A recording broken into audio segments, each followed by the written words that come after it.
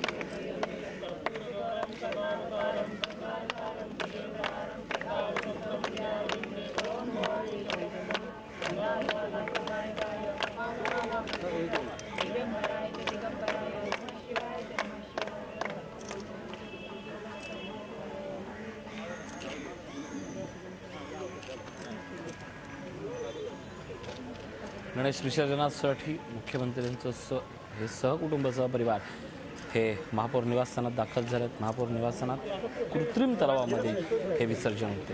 मुख्यमंत्र्यांचा गणपती साक्षात महाराष्ट्राच्या मुख्यमंत्र्यांचा गणपती आज कृत्रिम तलावात विसर्जन होते। तुम्हीही कुठल्या या सगळ्या प्रकाराचे पालन करणार आहात, कारण आज गरज आहे आपल्या निसर्गाची आणि पर्यावरणाची। साक्षात सीएमनी आपला बाप्पा उचललेला आहे आणि आता मोठ्या गणपती बाप्पा मोरयाच्या जयघोषात कृत्रिम तलावात हा विसर्जन होतो।